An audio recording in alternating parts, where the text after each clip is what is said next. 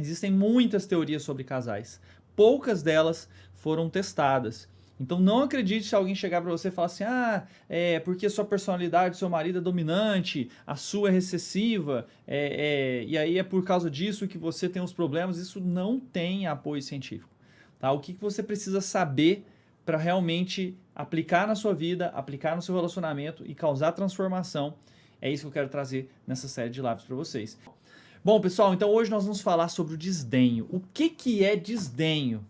Em inglês, o termo é contempt, tá? Que significa você expressar a sua sensação de ser superior ao outro. É uma tentativa de mostrar para o outro que você é melhor e que o outro é menor do que você.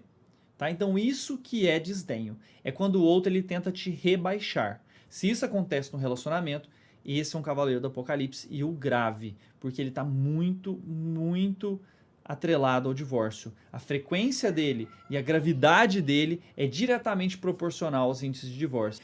Então tem várias... o desdenho, ele é a epítome do desrespeito. É você desrespeitar o outro durante uma comunicação. Você está conversando no casal, você começa... Frequentemente, a gente ouviu lá no primeiro dia o criticismo. Então a pessoa chega com uma forma crítica, a outra começa a se defender. Esse padrão frequentemente leva a uma escalada da briga, e à medida que você não se sente escutado, você vai piorando, você vai subindo a escada da agressividade, e aí você começa a trazer, em alguns casos, alguns casais começam a trazer o desdenho. Tem várias formas, né, de você desdenhar o outro das maneiras mais óbvias, das maneiras mais sutis. Lembrando que é o seguinte, então, a pessoa desce, é como se ela estivesse em cima de um altar. Sabe aquela pessoa que tem um senso de superioridade? A hora do desdém é isso. A pessoa está superior, ela é melhor do que você, ela é maior do que você, ela olha de cima para baixo para você e aí ela te faz um comentário para te fazer sentir mal.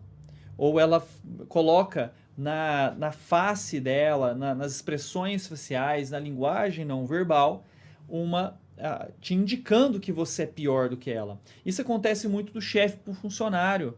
Isso acontece muito em outros tipos de relacionamento, do chefe de residência para o residente, acontece do interno para o estudante de medicina, acontece às vezes das pessoas com profissões que eles desvalorizam. Quando você desvaloriza a pessoa que está na sua frente, você coloca ela numa posição inferior à sua, você sente que ela é diferente de você, que você está um pouco acima dela, você coloca desdenho nas suas palavras.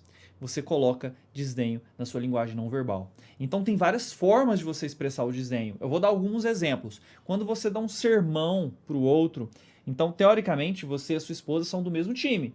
Vocês estão resolvendo problemas juntos e resolveram passar uma vida juntos. Então, na hora de resolver, apareceu um problema, você está no mesmo time da sua esposa. Né? A gente tem uma dificuldade para resolver aqui em casa. A minha esposa, a Luana, é a maior companheira que eu vou ter para me ajudar a pensar numa resposta. Então ela é a minha maior companheira. Se eu tenho uma condição de igualdade, se eu presumo igualdade com ela vai ser uma fonte, um recurso para mim, para eu poder me sentir com mais ferramentas para poder mudar. Eu aceito a opinião e a influência dela na minha vida. Quando isso não acontece, se num casamento você sente que é melhor do que o outro, que é maior do que o outro, você sempre fala de cima para baixo. Você sempre fala de cima para baixo. Então você coloca isso nas suas expressões. Eu escutei uma expressão hoje, né, que mexeu muito comigo, do marido falando para a esposa assim, você... eles estão sem ajudantes por causa da quarentena, né? E aí ela deixa o lixo aberto para que ele jogue os restos da comida no lixo.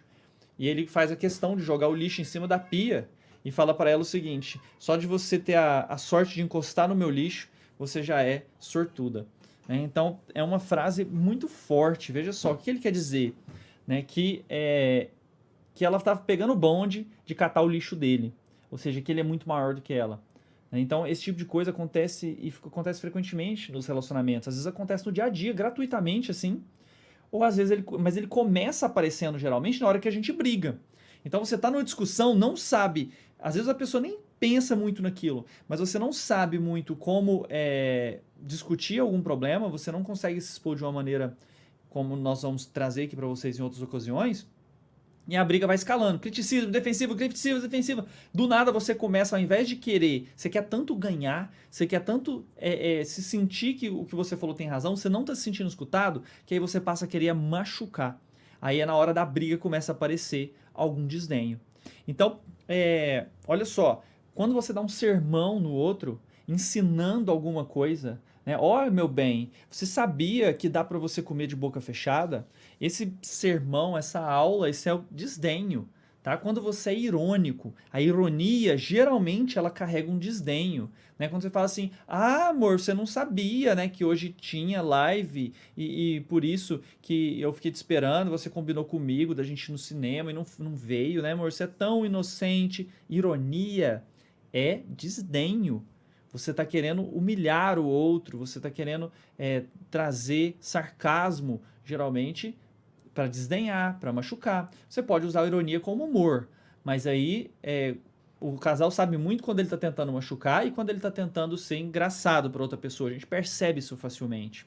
Outra forma, xingamentos. Na hora que você briga, escala a briga, teve xingamento, xingamento é um desdenho. Tá? Você quis humilhar o outro, você chamou o outro de idiota, né? Você falou que o outro te dá nojo. Isso é desdenho, humilhação do outro, tá bom? E outra, sempre que você tenta rebaixar o outro. Às vezes você pode tentar rebaixar o outro falando da família da pessoa. Ah, mas você é igual sua mãe mesmo. Isso pode ser um desdenho, porque na sua cabeça pode ser aquela pessoa é uma pessoa ruim. A sua sogra teria características ruins e talvez sua esposa saiba disso e você quer ofendê-la, né? Se a pessoa, nossa, se eu falar para minha esposa, nossa, é igual a sua mãe, é um elogio, né? Se ela falar para mim que eu tenho características com a minha mãe, talvez ele vai ser um elogio, porque a gente tem uma ótima relação. Mas quando você quer falar isso para poder humilhar o outro, a pessoa teve um problema com o pai a vida inteira. E aí você pega e fala, nossa, é igualzinho seu pai, porque você quer humilhar, você quer machucar, isso é desdenho. Tá bom? Então o desdenho ele surge de maneiras das mais variadas, né? Na pior forma, ele vai ser abuso verbal, a pessoa que xinga, né? Um outro caso que eu tive essa semana, pessoal, casos reais, tá? Eu não tô exagerando, não tô exagerando. O marido virava para a esposa e falava assim, ó, você é gorda, e ela não é.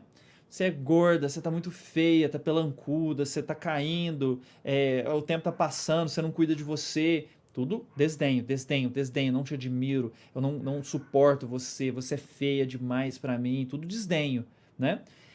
Você tinha que se cuidar, de fazer uma academia. A pessoa começou a fazer academia. Passou alguns meses, ela começou a ficar mais bonita, corpo, né, mais firminho. Aí ele chegava em casa e falava assim, cadê aquela vagabunda que só quer se mostrar pros outros, que quer usar roupa de ginástica? Então, abuso verbal é desdenho. Abuso verbal é desdenho. Violência verbal é desdenho. E a grande característica do abusador, de estar numa relação abusiva, é que a pessoa se sente às vezes culpada pelo abuso do outro. Nossa, eu fiz alguma coisa que deixou ele bravo. Não. O desdenho é uma característica grave de um relacionamento que está realmente com problemas sérios. É lógico que existe alguns mais sutis. Você pode de forma sutil falar algumas coisas que não machuquem tanto e que, lógico, que vai estar menos relacionado com o divórcio, mas estraga o relacionamento do mesmo jeito, só demora mais tempo. Se você for mais sutil, mas você está tentando rebaixar o outro, o relacionamento vai ser destruído, porque o grande problema não é só o abuso em si, não é o fato da palavra que você falou em si. O grande problema não é só esse. Esse é um problemão também. Porque isso diminui a autoestima, isso diminui o sistema imune. Nós vamos falar disso aqui daqui a pouco. Mas o problema não é só esse. O problema é que isso parte de um pressuposto que eu não admiro o meu parceiro ou a minha parceira. No momento que o desdenho está presente, o que eu posso entender? Eu não admiro o meu parceiro, essa pessoa não te admira, essa pessoa não é seu fã, essa pessoa ela não curte quem você é. Se isso está acontecendo, se essa pessoa tem dentro do coração dela, não tem admiração por você, esse relacionamento está fadado ao fracasso, ou está muito predisposto ao fracasso, porque ele não admira a pessoa com que ele está com essa pessoa. Passa a ser um estranho, essa separação vai crescendo. Essa situação de você ter mentalmente a ideia de que o outro é pior do que você é menor, é mais fraco, menos inteligente, é menos atraente, cria um abismo de emocional entre vocês. Então é por isso É por isso que a diferença é tão grande. É por isso que isso causa um impacto tão grande. Não é só pelas palavras ditas, mas é pelo que eu acho, pelo que eu realmente acredito dentro de mim. E eu vejo você como uma pessoa menor, eu te trato como uma pessoa menor. E o pior ainda é que pode ser que você acredite que você é uma pessoa menor. E isso é muito sério. Porque se a qualquer custo de vencer uma discussão eu faço com que o outro se sinta pior, eu estou indo contra qualquer princípio de relacionamento que eu tenha. Se a custo de fazer com que o outro se sinta derrotado, diminuído, infeliz, para eu poder me sentir bem, forte, feliz, é uma das características que mais vai minar o seu relacionamento. Então, pessoal, é quando a pessoa, por exemplo, está relacionando com um narcisista, transtorno narcisista é um transtorno em que a pessoa tem uma visão muito grandiosa de si, se acha melhor do que os outros o tempo todo, tem dificuldade de ter abertura emocional, manipula as pessoas para conseguir o que quer e se acha extremamente grande, poderoso, ninguém presta, ninguém é bom bastante, nenhum terapeuta é bom para me tratar, eu sei mais do que o outro, mesmo até no campo de trabalho dele. Essas pessoas que estão num relacionamento com um transtorno narcisista, frequentemente elas começam a imaginar que realmente não merecem, realmente não é tão grande assim, isso mina a autoestima. Nós temos estudos mostrando mais do que o dobro de tempo de cura de feridas, porque a pessoa está num relacionamento destrutivo desse. A presença de desdenho isolado, só esse fator desdenho é capaz de prever quantas vezes você vai ficar doente em 4 anos. Você tem noção do quanto que isso é impacto para a sua saúde? A presença de um marcador na comunicação prevê quantas vezes você vai ficar doente em 4 anos. Quem já esteve num relacionamento infeliz aí sabe do peso que é e do quanto que você fica doente, do quanto você se sente mal quando você não se sente aceito num relacionamento. Quando você não sente que o outro te admira por quem você é. Quando você sente que o outro quer, na verdade, ter uma impressão negativa de você. Né? Quando você sente isso, o quanto que isso impacta na sua sensação de confiança em quem você é, na sensação de que você consegue fazer as coisas. Tem um pesquisador chamado Paul Ekman. Esse pesquisador, ele estudou feições não verbais. E ele registrou essas feições não verbais. E ele descobriu que quando a gente coloca a nossa rima labial esquerda para cima e faz uma covinha, é uma expressão de desdenho universal, presente em todos os povos. Vou tentar fazer assim, né? Uhum. Então, ó, elevou a rima esquerda, aí no seu pode parecer que é a direita, mas é a minha esquerda, porque está invertido. E fez uma covinha, uma expressão universal de desdenho. Outra expressão universal de desdenho, rolar os olhos. Então, quando a pessoa está falando, você faz assim, ó. Isso é desdenho, tá? É quando você quer humilhar o outro. O que você quer comunicar? Isso que você está me falando não importa. Isso é ridículo, isso é pequeno, isso não tem sentido, não faz sentido. Então, pessoal, qual que é o antídoto do desdenho? A forma mais importante que você tem de tirar o desdenho é você demonstrar admiração e aquela sensação, em inglês eles chamam de fondness. Eu não sei como traduzir isso. Se alguém souber traduzir essa palavra, para mim traduz. Eu não consegui pensar numa palavra que tivesse o mesmo sentido. Fondness, que é tipo assim, você se tornar fã do seu parceiro ou parceira. Tá? Essa é a sensação que você precisa cultivar. Cultivar isso, ele precisa ter como base pessoa que gosta da outra de verdade. Então precisa ter uma base de autenticidade. Pode ser que isso até esteja meio que camuflado por um monte de camadas de problemas, de briga que vocês tiveram recentemente. Mas no fundo, precisa ter um sentido de admiração lá, da onde despertar aquilo. Se a pessoa nunca te admirou, te desejou, nunca sempre sentiu nojo da sua presença, e por acaso você acabou amarrado com essa pessoa, é muito difícil você conseguir despertar isso nessa pessoa. Mas se ela quiser de verdade despertar, ainda é possível. Então, para você demonstrar admiração e gratidão, essa é uma das coisas que a gente mais tem, o que a gente chama de adaptação hedônica. O que é adaptação hedônica? Quando a gente tem alguma coisa muito boa, passa um tempo, aquilo para de causar impressões na nossa mente, no nosso coração, para de causar impressões positivas em nós. Isso é muito comum. Adaptação hedônica, o que é isso? Vamos supor que você ganha um carro novo. Nossa, você fica feliz, que carro legal, esse carro é muito bom. Aí você começa a descobrir as coisas boas que tem no carro, fala do carro para todo mundo, e aí você dá dica aqui, dá dica ali, né? Quer falar para os outros, compra meu carro, é muito legal, compra igual o meu, porque você está empolgado, você tem aquela sensação boa. Quanto tempo dura essa sensação boa com o carro? De 3 a 6 meses, no máximo, tá? Se for um carro muito bom. Tá? Então, e por que que você não fica depois de 2 anos com o carro pensando, nossa, que carro gostoso de dirigir, nossa, como é bom esse volante elétrico. Por que que você não fica assim? Porque acontece um fenômeno chamado adaptação hedônica. Isso acontece com todo mundo, você se adapta a situações boas e ruins da sua vida.